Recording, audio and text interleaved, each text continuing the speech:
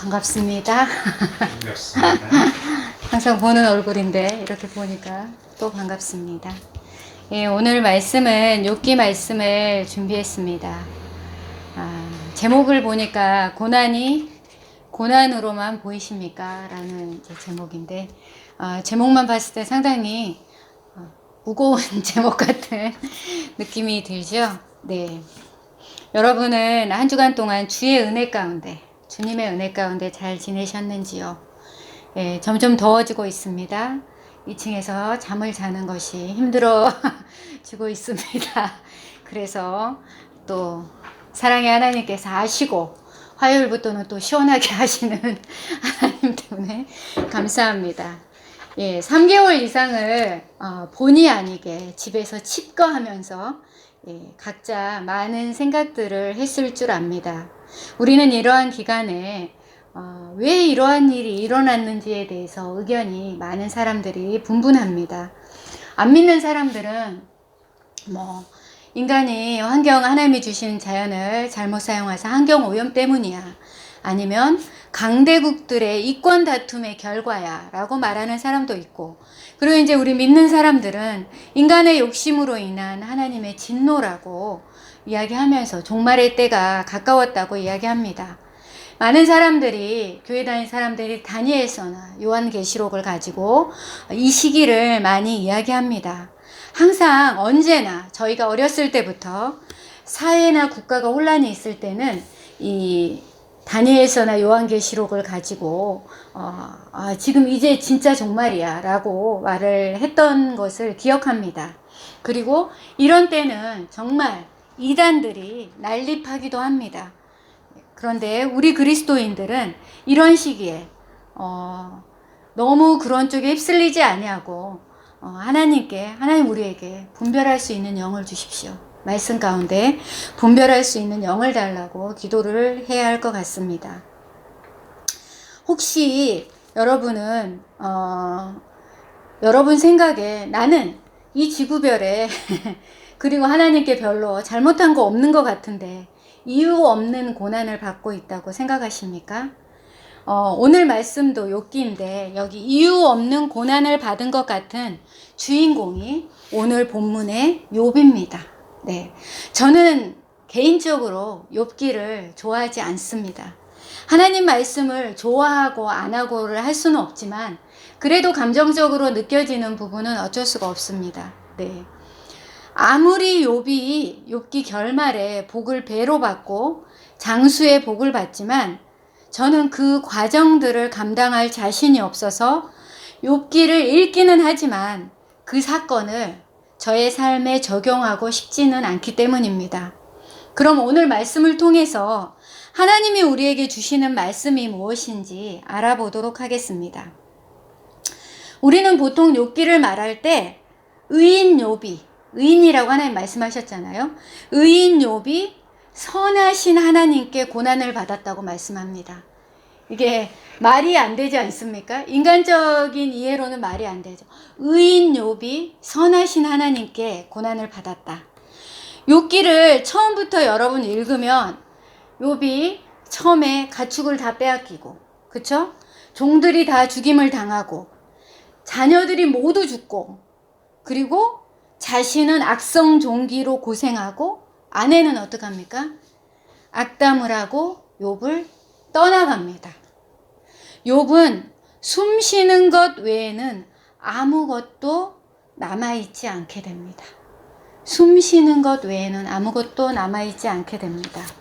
예, 저희 남편이 가끔 본인이 치매에 걸리면 버리지 말라고 이야기를 합니다.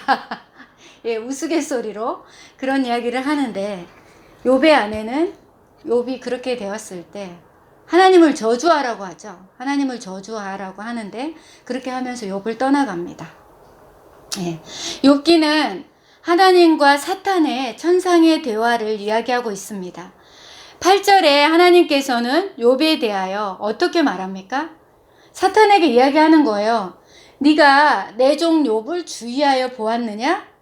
그와 같이 온전하고 정직하여 하나님을 경외하며 악에서 떠난 자는 세상에 없느니라라고 말하고 있습니다. 그럴 때 사탄의 반응을 보면 사탄은 계속해서 그렇게 이야기하죠. 그가 까닭 없이 이유 없이 그렇게 하겠습니까? 하고 하나님께 말을 하죠. 절대 그가 하는 거는 까닭 없이 이유 없이 하진 않습니다 라고 욥을 하나님 앞에 참소를 합니다. 여러분, 우리가 살아갈 때 이유 없는 고난 있을 수 있어요. 내가 왜 고난을 받는지 알 수 없을 때가 많아요. 그렇지만 여러분, 섭리 없는 고난은 없습니다. 하나님의 섭리가 없는 고난은 없다는 것을 여러분은 알고 계십니까? 모든 것이 하나님의 섭리 안에 있다는 것입니다. 사탄은 이유 없이 욥을 고발하고 있습니다. 그러나 그 고난의 시작이 아이러니하게 하나님의 자랑이었습니다. 하나님이 사탄에게 욥을 자랑한 거예요. 야, 네가 내 욥에 대해서 잘 봐봤냐? 그처럼 온전하고 정직하고 하나님을 경외한 자가, 악에서 떠난 자가 세상에 없어 라고 하나님의 자랑을 통해서 사탄이 이제 욥에게 고난을 주기 시작합니다. 9장 17절에 보니까 욥이 그가 폭풍으로 나를 치시고 까닭 없이 내 상처를 깊게 하시며 라고 말씀하고 있습니다. 우리들도 그렇지 않습니까? 저는 많이 그렇습니다. 하나님 대체 왜 나에게 그러시냐고 원망을 많이 합니다. 우리가 보기에는 이유 없이 내가 고난을 당하는 것 같으나 하나님은 선하신 하나님의 섭리로 우리를 이끌어 가시는 것입니다. 예, 모든 것은 하나님의 주권적인 결정이라는 것입니다. 예, 저는 욥기를 볼 때, 여러분도 욥기를 읽을 때 기본적으로 드는 생각이 욥이 억울하겠다. 그런 생각이 들지 않습니까? 그리고 야, 욥이 정말 인간적으로 봤을 때 얼마나 큰 손해를 봤나 이런 생각을 합니다. 그러나 실상은 욥이 이 테스트를 통과하지 못하면 하나님이 자신의 영광을 가리게 돼요. 왜냐하면 하나님이 욥을 사탄에게 자랑을 했기 때문이에요. 자, 욥은 이런 거에 대해서 아무런 준비가 되어 있지 않는 상태에서 엄청난 시험을 당합니다. 솔직히 욥은 우리 믿는 자 중에서 국가대표 아닙니까? 하나님이 자랑한 사람이잖아요. 욥은 국가대표예요. 우리 믿는 자 중에서 대표라는 거죠. 하나님께서 직접 자랑한 자입니다. 근데 여러분 그 국가대표를 생각해 보시면 어떻습니까? 영욕이 교차하는 자리예요. 내가 잘하면 영광을 받지만 못하면 욕을 받죠. 그렇다고 국가대표가 포기합니까? 메달을 따기 위해서 얼마나 많은 노력을 합니까? 그거를 한번 생각해 보시기 바랍니다. 여기에서 오늘 말씀에서 욥의 실패는, 만약에 욥이 실패하면 그거는 하나님의 실패를 나타냅니다. 그래서 하나님은 어떻게 하십니까?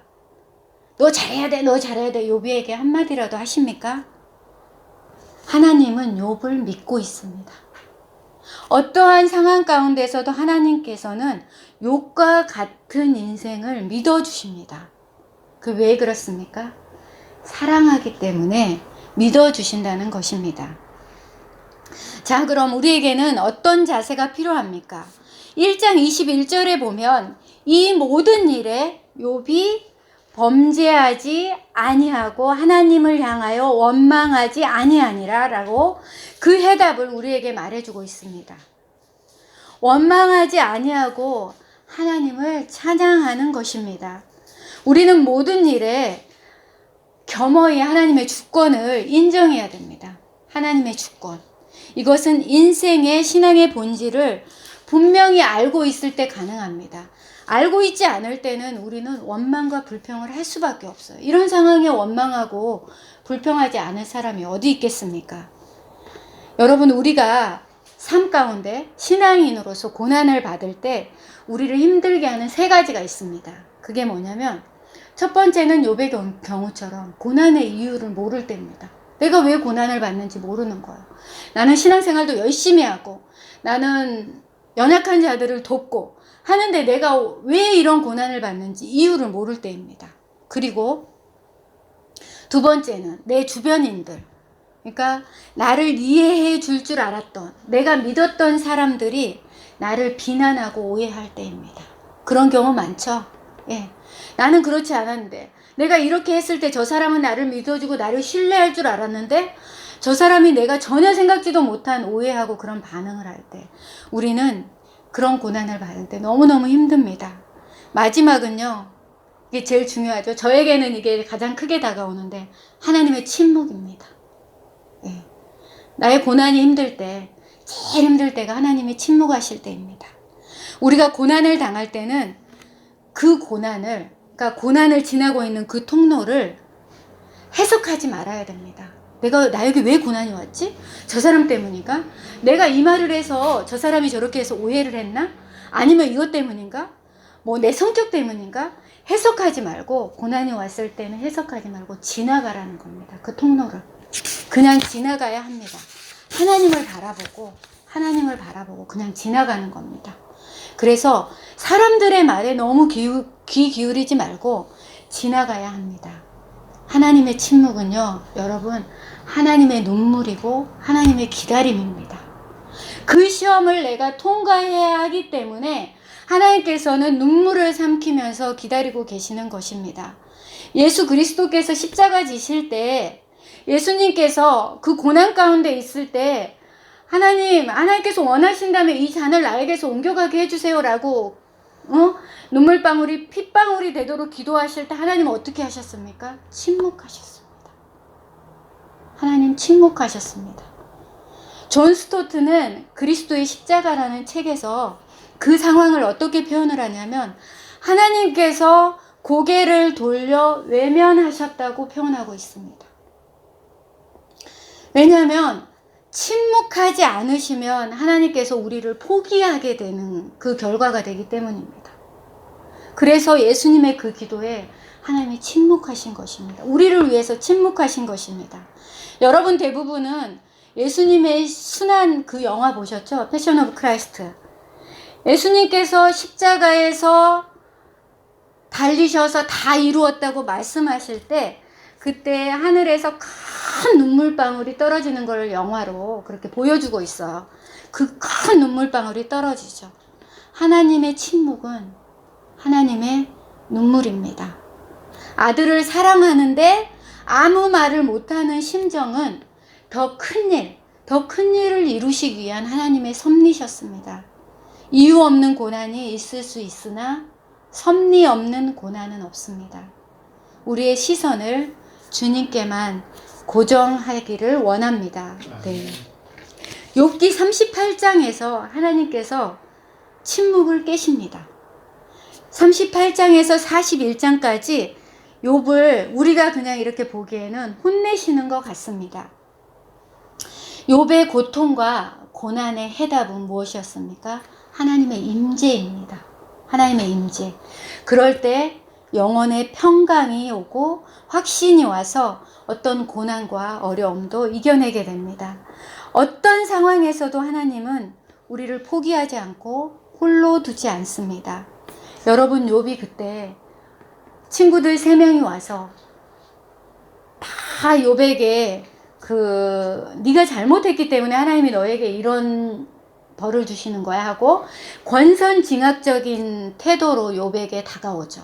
그러니까 우리 식당에나 가면 너희 시작은 미약하였으나 너희 나중은 심히 창대하리라. 이 말이 뭐예요? 욥의 친구가 욥에게 했던 말이에요. 네가 회개를 해야 하나님이 너를 용서하실 거야, 이 말이에요. 네가 잘 될 거야, 이 말이 아니에요. 네가 회개를 해야지만이 너는 하나님 앞에 바로 설 수 있을 거야. 하나님이 너를 용서하실 거야, 그 말이에요. 그러니까 우리가 성경 말씀을 정말 한 구절만 떼다가 쓰는 때 잘못되게 쓰는 경우가 많죠. 근데 하나님은 홀로 두지 않는다는 거예요. 하나님의 침묵은 하나님의 눈물이고 하나님의 기다림이라고 했죠. 하나님은 우리가 그 과정을 이겨내기를 기다리고 있어요. 아마 지금 코로나 기간도 그러지 않을까요? 이 코로나 기간 동안에 야, 너희들 코로나가 왜 생겼는지 미국 때문이야, 중국 때문이야, 사람들 때문이야가 아니고 그 기간에 그냥 해석하지 말고 지나가면서 나의 임재를 기다려. 내 뜻이 뭔지, 내 섭리가 뭔지 기다려 하고 하나님 계시지 않을까요? 예, 고난은 결코 그냥 고난이 아닙니다. 하나님의 섭리입니다. 하나님은 욥의 질문에 대해서, 욥이 계속 하나님 왜 나에게 이런 일이 있습니까 하고 질문했잖아요. 근데 하나님은 욥의 질문에 대해서 대답한 게 아니라 나는 누구야 라고 가르쳐줘요. 나는 하나님이야. 난 천지를 창조한 하나님이야. 나는 내가 있기 전부터 있었던 사람. 하나님의 존재에 대해서 말해줘요. 그러니까 우리의 생각과 하나님의 생각은 다르다는 거야. 내가 고난이 왔을 때 나는 그 고난에 초점을 맞추지만 하나님은 그 고난에 초점을 맞추지 않고, 하나님은 우리가 그 고난 말고 하나님을 바라보기를 원한다는 거예요. 욥에게도 마찬가지죠. 욥의 질문에 대답한 게 아니고 하나님의 존재에 대해서 말해주고 있습니다. 네, 우리의 삶의 모든 고난의 해답은 하나님의 임재입니다. 네. 그러나 우리는 모든 일을 바라볼 때 세상적인 관점이 너무 강하죠. 저도 마찬가지입니다. 가끔은 잠도 못 자고 몸부림치면서 하나님 앞에 부르짖습니다. 그 세상적인 관점 때문에 말입니다. 왜 하나님, 나 이렇게 살았는데 하나님 나 지금 현재 이렇게 만들어주셨어요. 하나님 그럼 내가 여태까지 살아왔던 게 아무것도 아닌 게 되잖아요. 라고 하나님 앞에 세상적인 관점으로 밤새도록 기도할 때도 있습니다. 그러나 결론은 하나님 앞에 순복하는 삶입니다. 우리는 하나님 앞에 KO패를 당해서 감사하는 자가 되어야 합니다. 예. 여러분 혹시 힘드십니까? 관계 가운데 힘드십니까? 돈이 풍족하지 않아서 힘드십니까? 나는 앞으로 어떻게 살아야 되지? 나의 비전은 무엇이지? 그런 것 때문에 힘드십니까? 네, 여러 가지로 힘드실 겁니다. 그러나 오늘 말씀을 보면서 하나님을 바라보시고 하나님의 임재를 경험하시기를 원합니다. 여러분 찬송가 410장 아시죠? 내 평생에 가는 길 순탄하여 늘 잔잔한 강 같은 집. 이 찬송가, 네, 저도 아주 좋아하는 찬송가입니다. 이 찬송가의 작사가인 호레이쇼 스페포드는 돈 많은 변호사였어요. 그리고 무디 알죠? 전도자 무디 전도자의 재정 후원자였어요. 그 정말 많은 선교 활동을 하고 사역을 도왔습니다. 그런데 1871년에 이 사람이 돈이 많으니까 이제 선교 활동도 많이 하지만 부동산도 엄청 많이 샀어요. 그걸로 이제 또 이제 이윤을 남기고 하잖아요. 근데 1871년에 시카고에 대화재가 일어나서 그가 투자한 모든 부동산 같은 것들이 잿더미가 돼버렸어요. 잿더미가 되고, 그리고 그게 그 일이 있기 1년 전에 4살짜리 그의 아들이 열병에 걸려서 죽었어요. 그러니까 엎친 데에 겹친 격이 된 거죠. 그래서 이제 그의 아내가 너무 힘들어하니까 병원에서 이제 유럽 여행을 한번 갔다 와라. 그러면 좋아질 거야 라고 해서 아내와 4딸을 데리고 유럽 여행을 계획을 해요. 그렇게 했는데 이분에게 아주 급한 일이 발생을 해가지고 이분이 가족들을 파리에서 만나기로 하고 자신은 이제 다른 일을 처리하고 가겠다 하고 아내와 딸 넷을 여객선에 태워서 이제 보내죠. 근데 이제 이 여객선이 대서양으로 횡단하면서 영국 범선하고 정면으로 충돌하는 사고가 발생합니다. 그래서 이 사고로 226명이 죽고 87명이 구조됐는데 안타깝게도 아내를 제외한 4딸이 모두 물에 잠기고 말아요. 그러니까 자식들이 다 죽은 거죠. 그래서 이 사람은 이제 그 여객선 다른 배를 타고 그쪽을 갈 거 아니에요. 그 이제 바다를 바라보면서 이제 저희들이 맨날 하는 그 기도를 했을 거 아니에요. 똑같으니까 주님, 저는 주님 일을 가장 귀하게 여겼고 주님을 정말 사랑했습니다. 그런데 왜 나에게 이런 고통을 주십니까? 나는 이제 어떻게 살아야 합니까? 하며 절규를 했겠죠. 근데 그가 그렇게 하고 있는데 그 선실 창가에서 하나님의 말씀이 떠올랐다는 거예요. 말씀이 떠올랐는데 열왕기하 4장 26절, 너는 달려가서 그를 맞아 이르기를 평안하냐, 내 남편은 평안하냐, 아이가 평안하냐 하라 하였더니 여인이 대답하되 평안하다. 이 말씀이 뭐냐면 엘리야 선지자 아시죠? 그때 수넴 여인에게 아들이 없을 때 이제 아들을 갖게 해줬어요. 그래서 아들을 낳았는데 이 아들이 죽은 거예요. 죽으니까 이제 이 수넴 여인이 나귀를 타고 이제 엘리야 선지자가 있는 데까지 막 달려오니까 이 선지자가 멀리서 그 여인을 보고 종에게 가서 봐라. 응? 무슨 일인지 물어봐라. 물어보는데 어떻게 물어봐요? 내 남편은 평안하냐? 아이는 평안하냐? 물어봤을 때 이 여자가 평안하다라고 대답을 합니다. 예. 근데 이제 그 본문이 이 스탠포드가 떠오르는데 다른 거 말고 그 평안이라는 낱말이 머릿속에서 맴돌았고 물속에 잠긴 딸들을 생각하면서 몸부림치던 그에게 평강의 왕께서 찾아오신 거예요. 하나님의 임재죠. 그게 찾아왔을 때 이 찬송가를 쓸 수 있는 거예요. 저도 애를 셋을 낳아 키우지만 만약에 아이 중에 한 명이 이렇게 됐다면 정말 못 살 것 같아요. 애들이 셋이 있는데 어떤 아이가 마음이 아프고 힘들어하면 똑같이 힘들고 아프거든요. 그것 때문에 기도하고 그것 때문에 하나님을 매달리는데 이게 아들도 죽었는데 살기 위해서 여행을 가려고 했는데 거기서 자식이 다 죽었어. 근데 거기에서 그 순간 가운데 하나님의 임재하고 그걸 받아들이는 거죠. 이 사람이. 그래서 우리 찬송가 413장이 저희에게까지 이렇게 은혜로 내려오게 된 것입니다. 근데 이제 그러고 나서 여객선 참사 후에 이분이 3명의 자녀를 더 이제 얻게 돼요. 아들 하나와 딸 둘을 다시 얻게 되는데 또 4살 됐을 때 이 아들이 폐렴으로 또 죽어요. 폐렴으로 죽게 되는 거예요. 그래서 이 사람이 이제 그때 생각을 하는 거죠. 모든 걸 정리하고 에루살렘으로 들어갑니다. 에루살렘에 들어가서 미국인 거류지를 지어가지고 고아와 가난한 사람들을 모아서 공동생활을 실천하는데 온 힘을 쏟고 지금까지도 그게 연결되고 있습니다. 그래서 많은 사람들이 이 사람을 말할 때 현대판 욥이라고 이야기를 합니다. 마지막 욥기 42장 5절 말씀에 이렇게 보면 내가 주께 대하여 귀로만 듣기만 하였사오나 이제는 눈으로 주를 배움나이다. 이거는 뭡니까? 하나님의 주권을 인정하는 거예요. 인정하고 하나님을 신뢰하는 것입니다. 여러분, 하나님의 임재는 하나님의 평강입니다.